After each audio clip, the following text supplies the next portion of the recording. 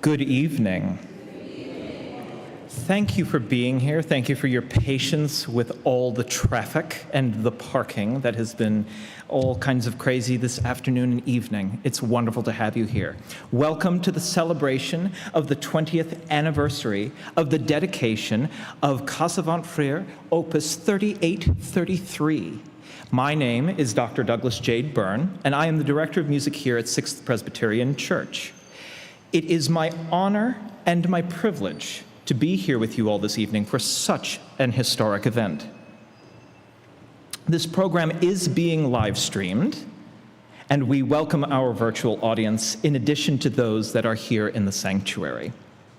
Please be sure to silence all your electronic devices so that we all can enjoy the evening to the fullest. It is clearly marked in the program, but it is worth a reminder. There will be a reception after this. Please join us in the chapel for refreshments, to meet our guest artists for the evening, as well as to see all the memorabilia and all the fabulous stories that have been collected about the wonderful instrument that is behind me.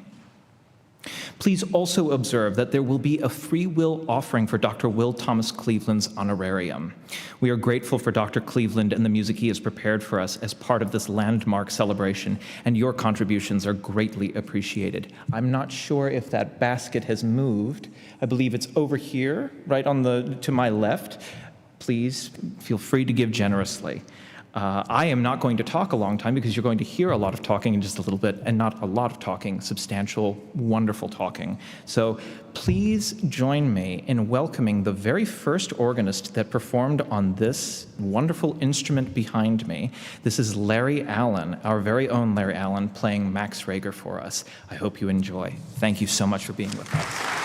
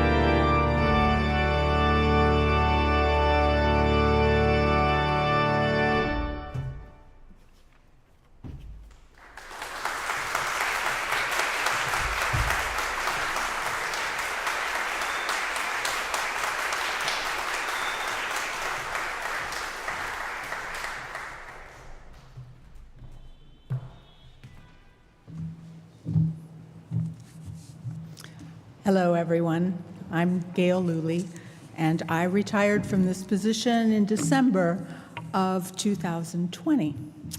Preparing this reflection on the organ project, which led to the installation of our Cassavant organ, has really taken me down memory lane. When I began as director of music in April of 1996, the instrument I played to lead the music during the worship service was an electronic organ, and a very bad one at that.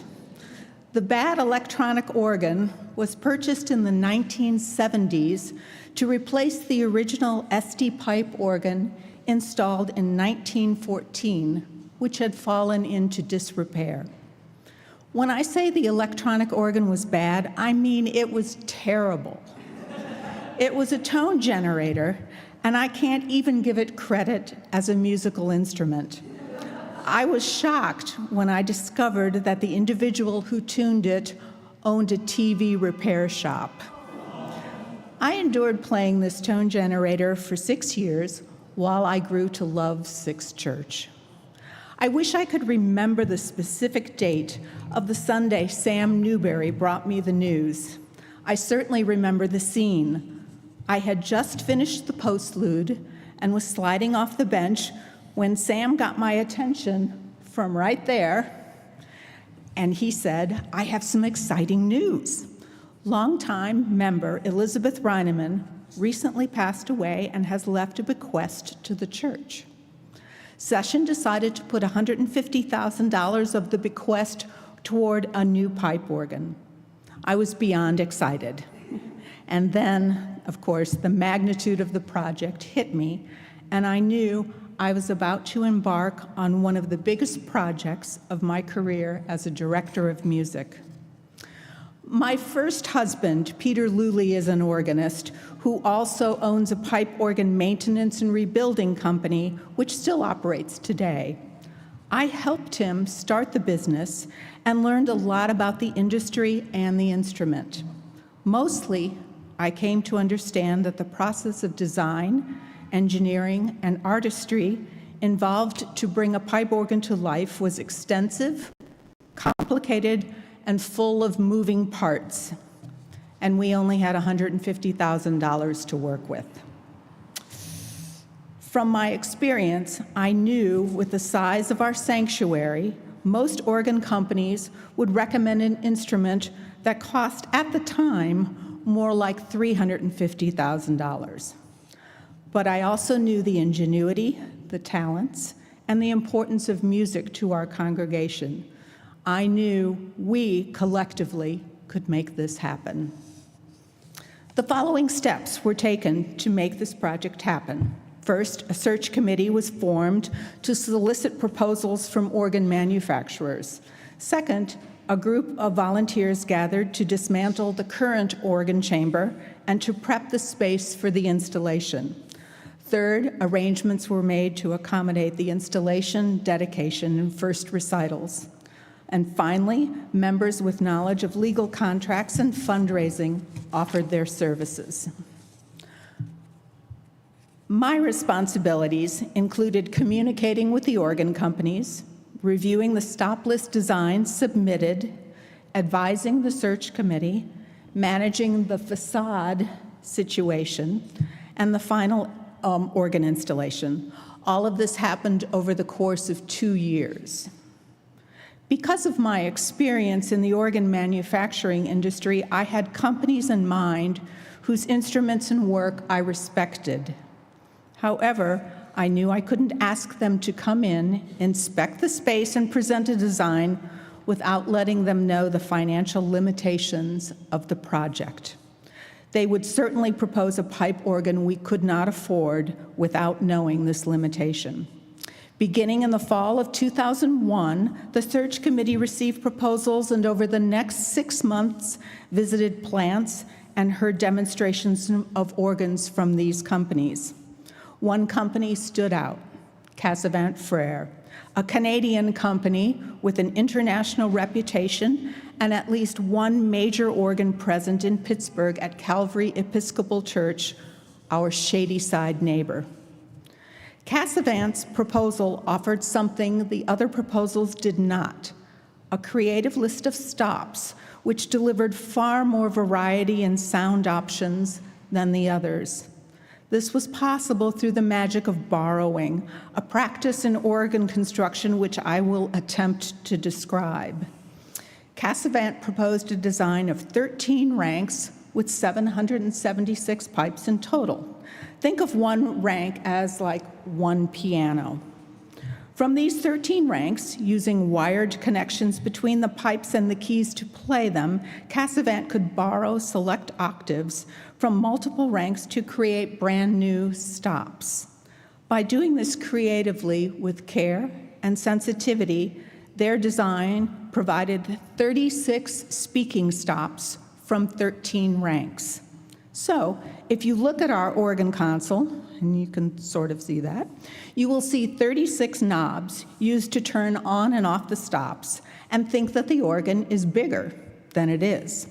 This might sound deceptive, but in fact, it is an ingenious way to artistically give us more bang for our buck, more variety and choices of sound. True, the total volume of the instrument can never be more than the 13 ranks will produce, but I only found this a limitation when the sanctuary was jam full, like on Easter Sunday. The other detail Cassavant offered cinched the deal. It would provide the 13th rank, our oboe stop, for free if we prepared the organ chamber, so that all they would have to do during installation was set the chests and the pipes in place, make the electrical connections, and provide the final voicing and tuning. I immediately discussed this possibility with Peter Kohler, our resident builder and physics genius, who agreed to take on the project. Shout out here. This was a major undertaking, and Peter Kohler devoted a long summer of countless hours to complete this work. Thank you, Peter.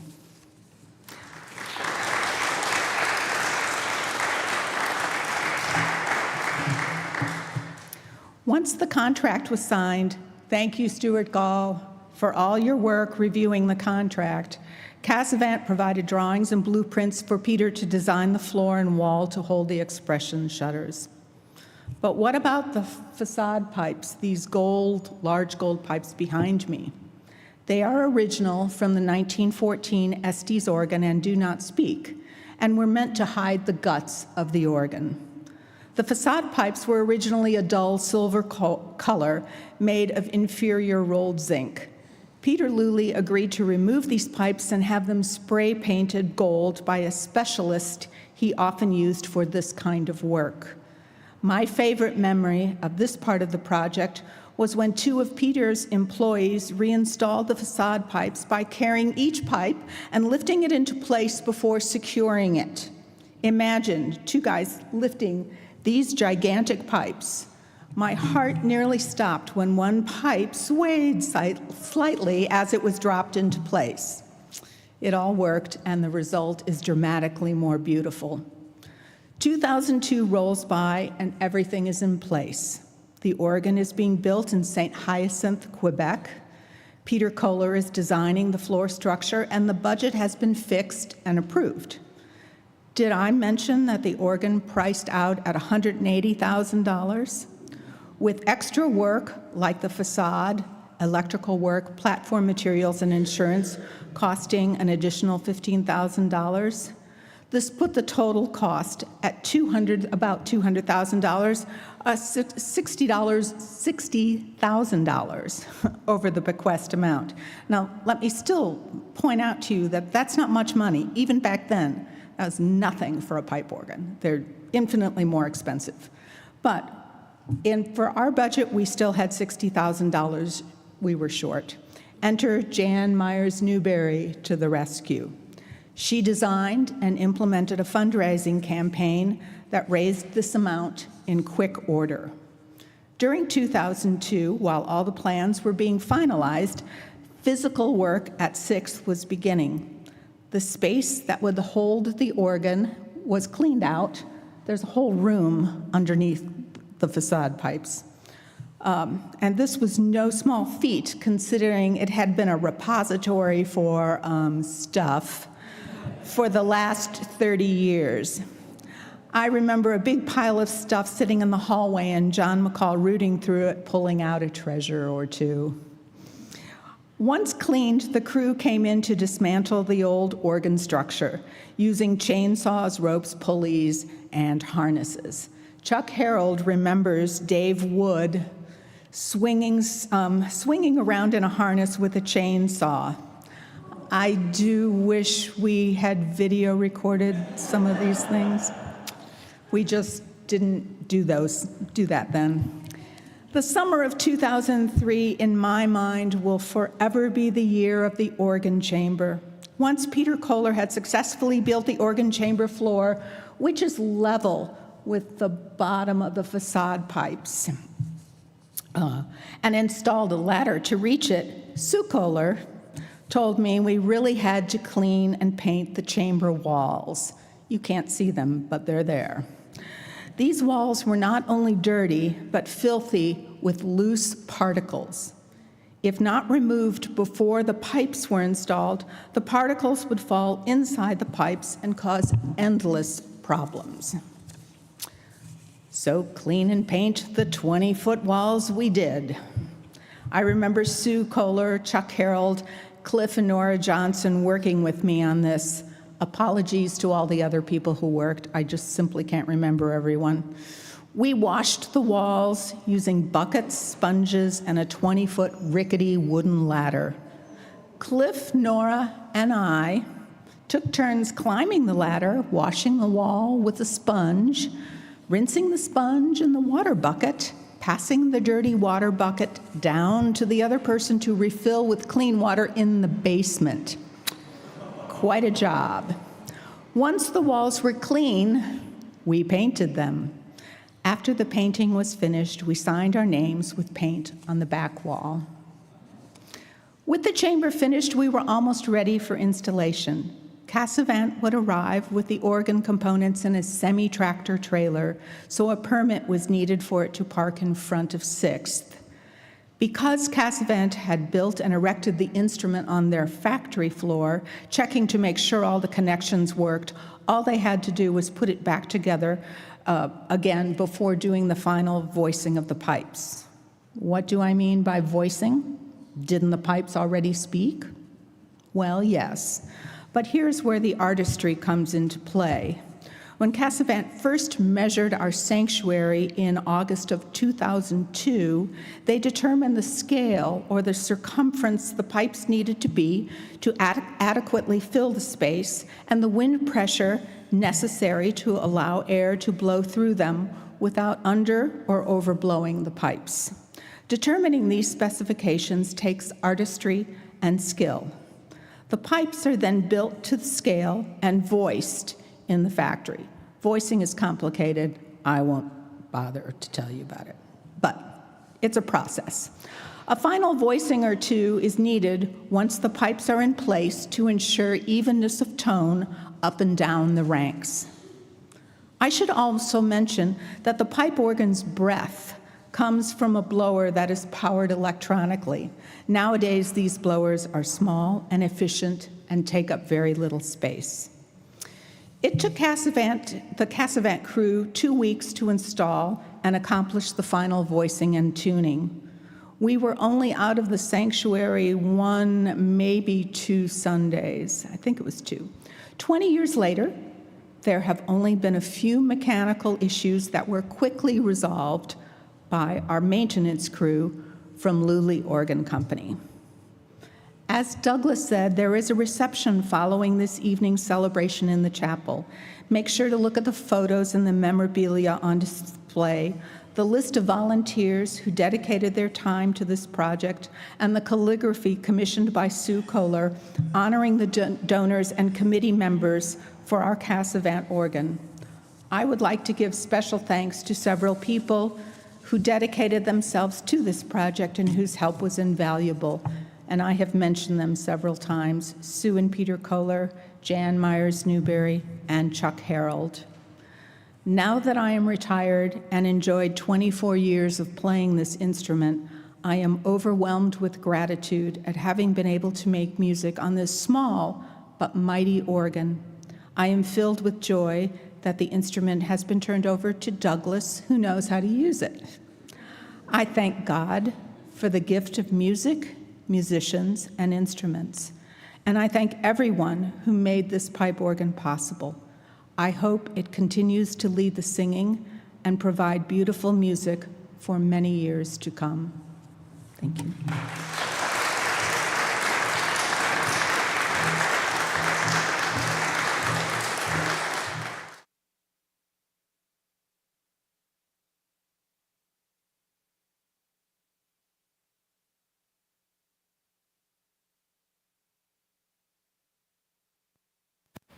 Hi there. It's weird to talk to the camera, but I'm getting used to that. We are going to, thank you so much to Gail for all of that commentary on the history of the organ, and I can't think of a better way to describe that than to support the singing and to continue that tradition. So we're going to do that right now. Would you open your hymnals to 846 and join me in Fight the Good Fight, please?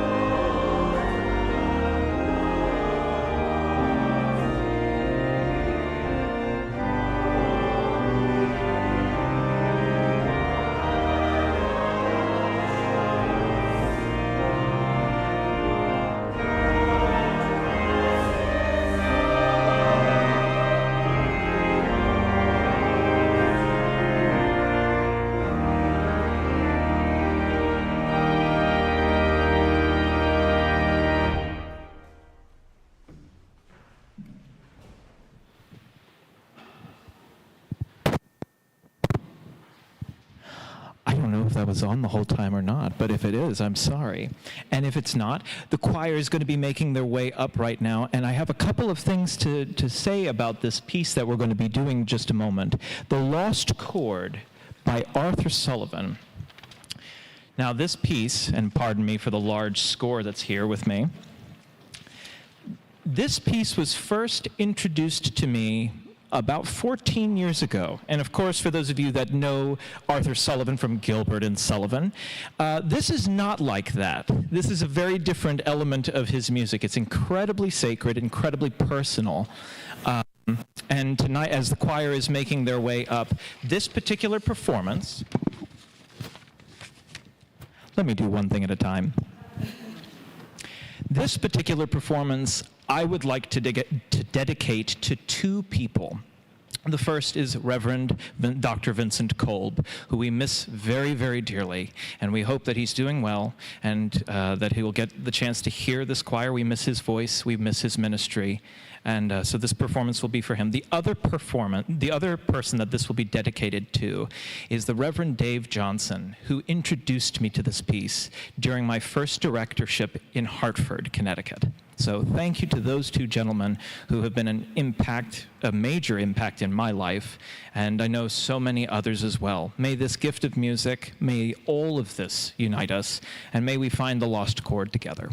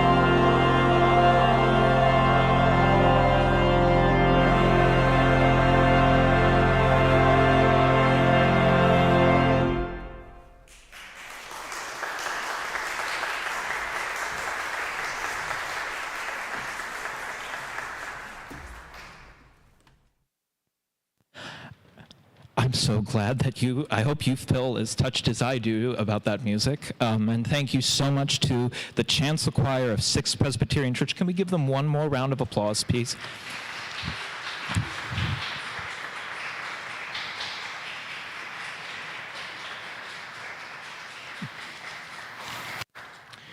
As the choir departs, I will prepare to play my solo piece for you, which is Peace de Org. I had some commentary up here, but I'm going to refrain from that for now so that you can just enjoy the music. This is Peace de Org, or Fantasia in G major, and the thing you'll notice about this is that there are 3 major sections, all of which have a very different character, and it's not at all like many of the other works in Bach's oeuvre, so I really hope you enjoy that.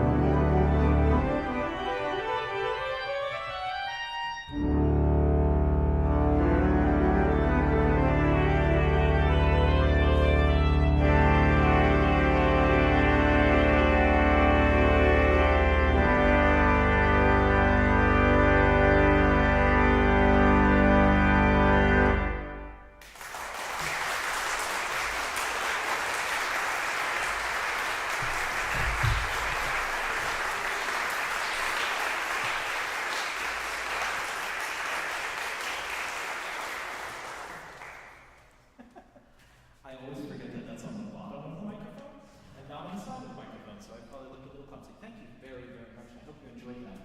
It is my honor and my privilege. I'm going to take 2 seconds to clear the console, and we'll take maybe 5 seconds to just give me a moment to do that, because I want to make sure that the console is nice and clear for the guests that I'm about to welcome. Dr. Will Thomas of Cleveland and I met about 10 years ago at the University of Arizona in Tucson while we were both doing our doctoral studies. He has been a wonderful friend to me and an even greater colleague. He's just a stupendous musician, and I think everything he's going to play this evening, I was treated on Tuesday. I got to hear this program already, and I must tell you, you're in for a real treat. And he is going to speak between each of the pieces to immerse you with some of that music. So give me just a second to clear off this console, and we'll welcome him in just a moment.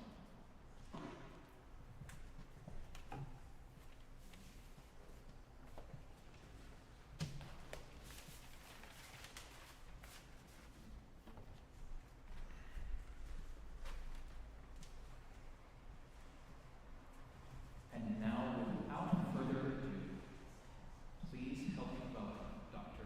Will Thomas.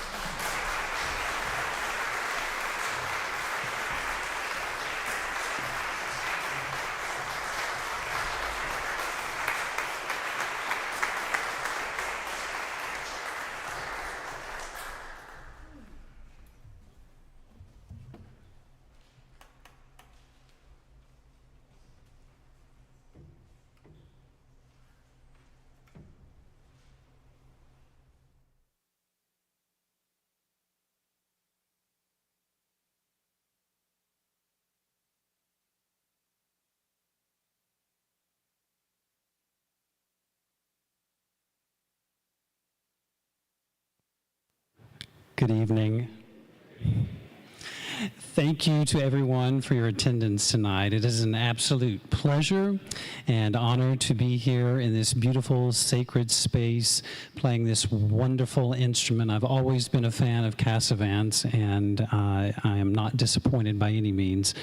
I'm going to talk to you a little bit about the first piece that I'm going to play this evening.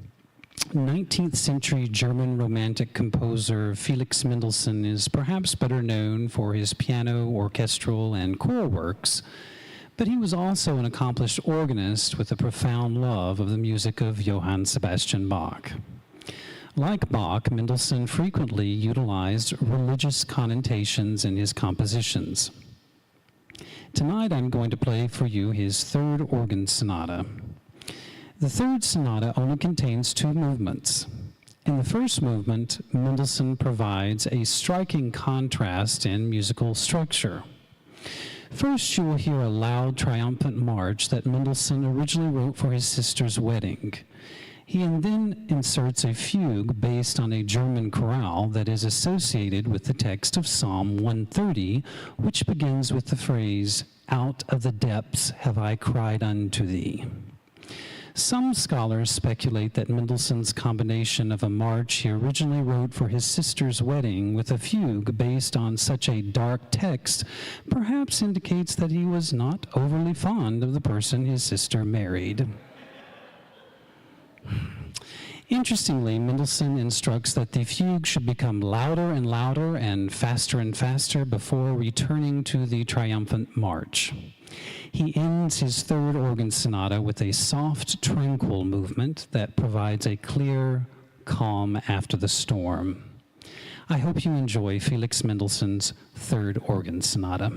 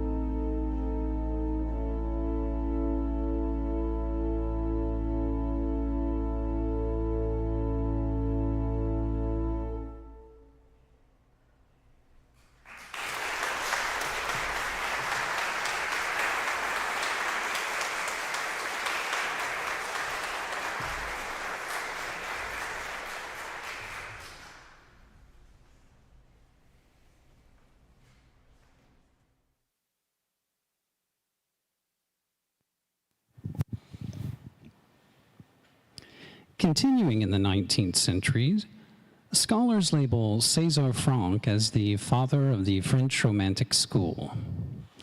Tonight I am going to play for you one of his most famous compositions entitled the Prelude, Fugue, and Variation. The prelude begins with a haunting melody. Franck then inserts a 9-measure interlude that is loosely based on the fugue subject that follows. The composition ends with a return of the haunting melody from the prelude with a much more active left-hand accompaniment that some scholars see as imitating a spinning wheel. The following piece I will play comes from the 20th century composer Jean Alain, who only lived to the age of 29, dying in World War II. His most famous composition is entitled The Litanies, and he provides the following message at the top of the manuscript. When the soul no longer finds new words in its distress to implore God's mercy, it repeats the same invocation with a vehement faith. When reason reaches its end, faith alone transcends. I hope you enjoy the Prelude, Fugue, and Variation by César Franck and the Litanies by Jean Alain.